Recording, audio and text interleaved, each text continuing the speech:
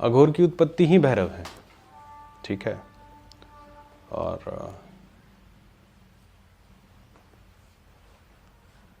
जब ये कहानी मैंने कई बार सुनाई है, लेकिन हमारा दायित्व है कि आपको फिर से बताएं कि जब अलग अलग कल्पों में, अलग अलग पुराणों में अलग अलग व्याख्यान आता है, लेकिन मूलभूत कहानी यही है कि ब्रह्मा जी और विष्णु जी में, नारायण में युद्ध होता है, ठीक है।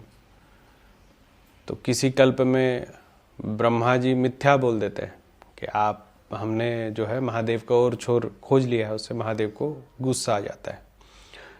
किसी कल्प में ये कहानी है कि महादेव को ब्रह्मा जी बोल देते हैं कि अरे तुम तो मेरे बच्चे हो, मतलब क्या बोलते हैं उसको, ईगो ब्रह्मा जी को आ जाता है। तो उस मुख को काटने के लिए भैरव जी की उत्पत्ति होती है। और एक कल्प की ये भी कहानी है, गायत्री वाला में शायद ये कि ब्रह्मा जी को जो है अपनी पुत्री पर एक भावना आ जाता है, जिससे सरस्वती जी बहुत रुष्ट हो जाती हैं और उन्होंने महादेव को जाकर के उन्होंने बोला, महादेव को रोष आया, फिर भैरव जी की उत्पत्ति हुई और वहां पर संहार हो गया, ठीक है ना, 5वें मुख का। तो मतलब ये है कि हर बार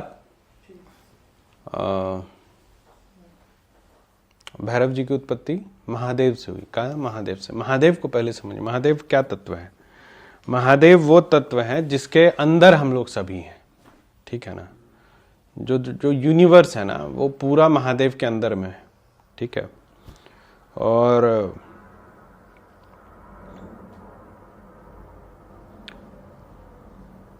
महादेव एक सिलेंडर के रूप में है, सिलेंड्रिकल है ना, मतलब वो उसको ऐसा बताया गया है, जो अभी तक जानकारी है हम लोगों के पास, कि वो गोल है, जैसे शिवलिंग बनता है। ऊपर अनंत है, इसलिए हम लोग शिवलिंग को ऊपर से गोल करते हैं। नीचे भी अनंत है, तो नीचे हम लोग कभी शिवलिंग के जा नहीं पाते हैं, ठीक है।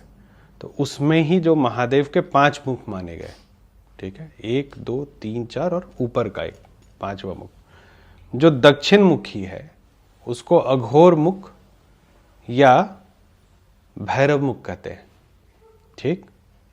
जो शिवलिंग को जब हम साउथ की तरफ से पूजा करते हैं, जब हम नॉर्थ फेस करते हैं, शिवलिंग साउथ फेस कर रहा होता है, जैसे हम लोग के मंदिर में उस तरफ है ना, तो उस मुख को जो है भैरव कहते हैं। और जो महादेव का भी जो साउथ मुख है, जो अनंत हैं, उनके साउथ मुख को भी भैरव कहते हैं। भैरव का प्रयोजन या अघोर मुख का प्रयोजन